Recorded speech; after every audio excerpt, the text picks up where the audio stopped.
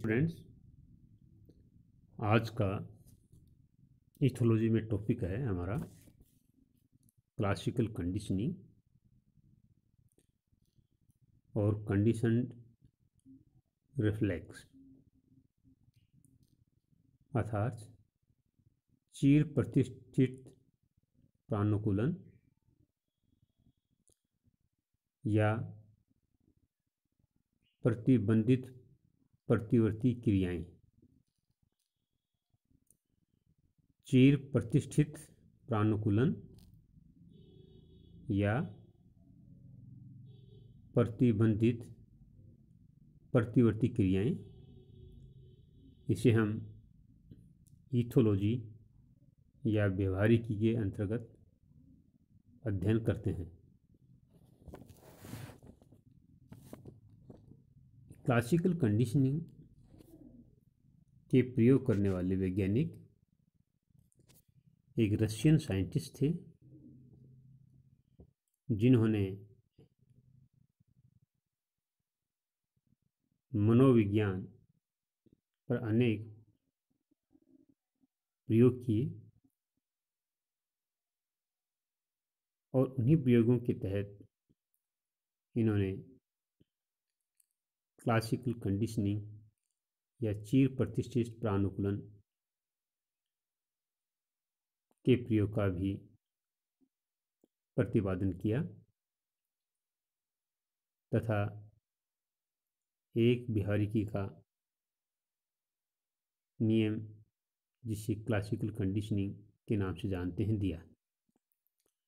ये वैज्ञानिक Ivan Pavlov थे।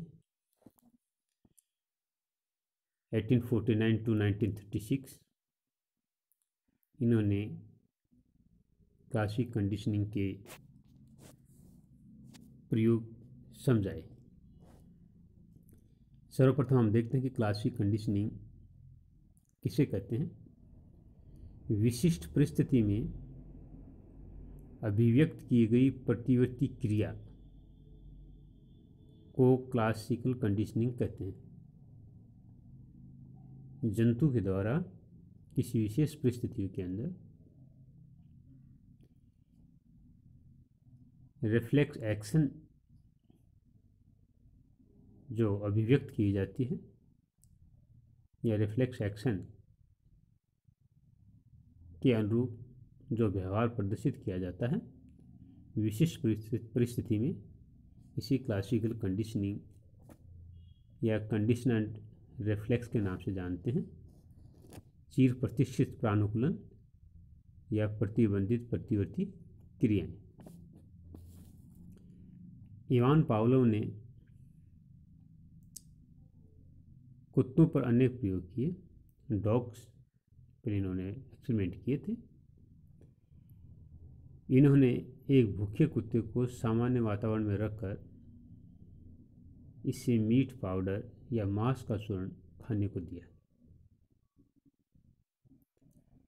चूँकि मांस या मीट पाउडर जब भूखे कुत्ते को दिया जाता है तो हम जानते हैं कि जंतु के मुख से लार या सलाइवा का स्त्रावण होता है।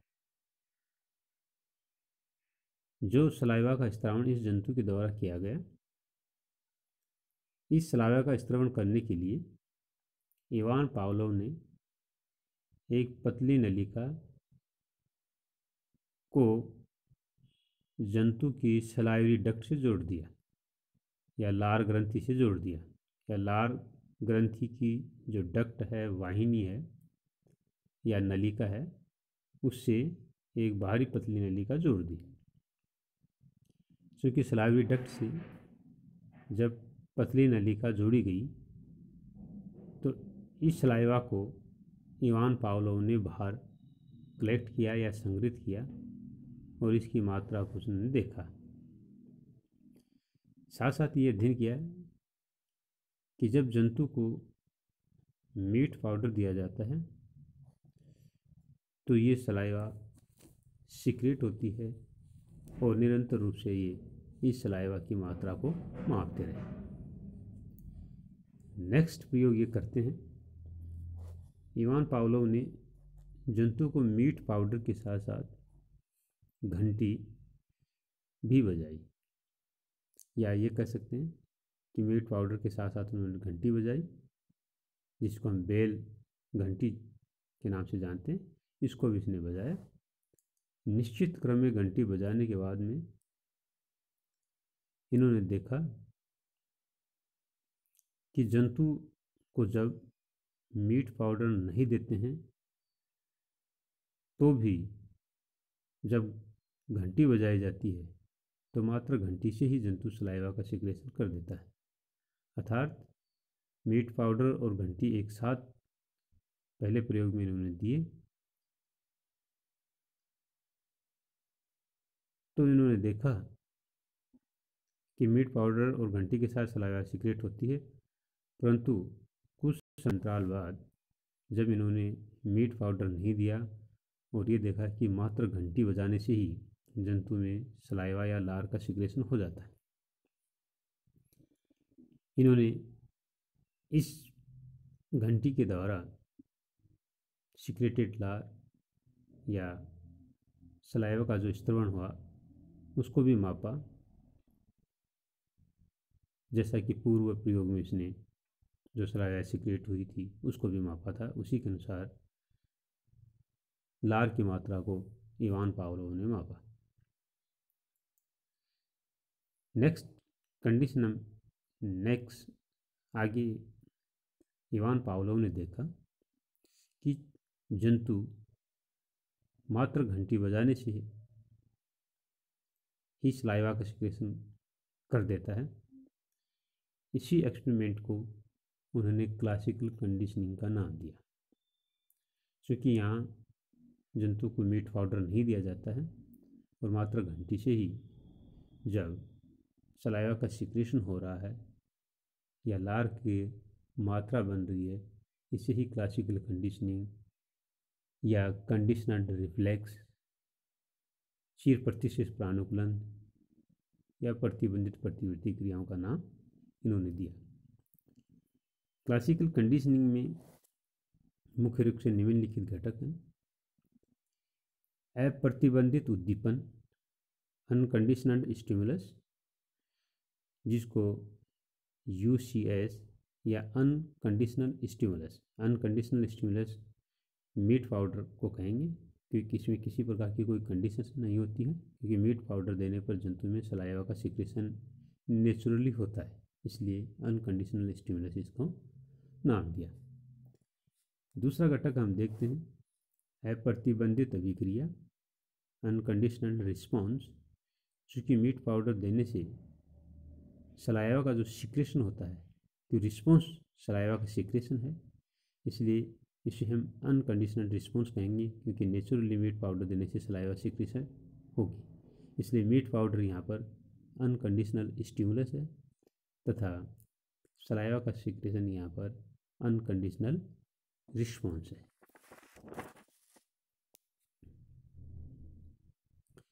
नेक्स्ट देखते हैं प्रतिबंधित उद्दीपन यानी कंडीशनल स्टिमुलस, क्योंकि जब घंटी बजाई जाती है और मीट पाउडर नहीं दिया जाता है तो ये कंडीशनल स्टिमुलस हो जाता है।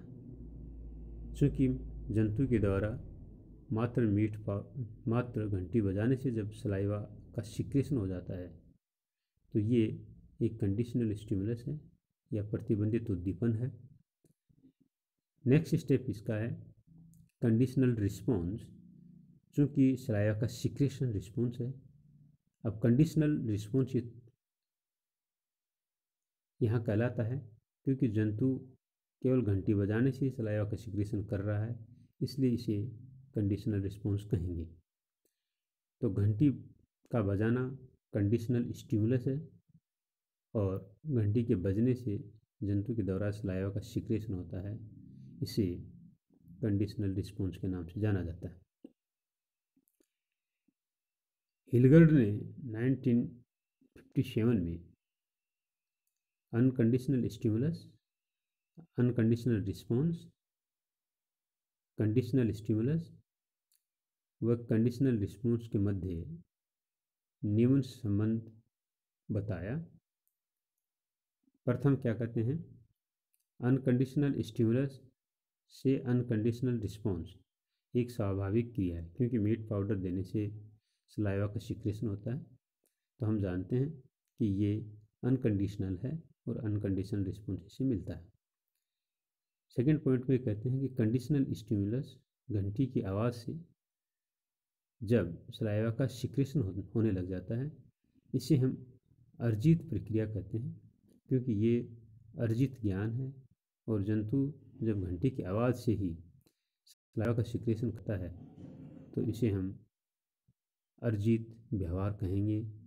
इसे जैसा कि हमने अर्जित प्रक्रिया का नाम दिया है। घंटी की आवाज़ से सलाइवा का सिक्रेशन करना ही क्लासिकल कंडीशनिंग कहलाता है। अब बेसिकली इवान पावलोव ने देखा कि बिना खाद्य सामग्री के जंतु सलाइवा का सिक्रेशन यहाँ करता है।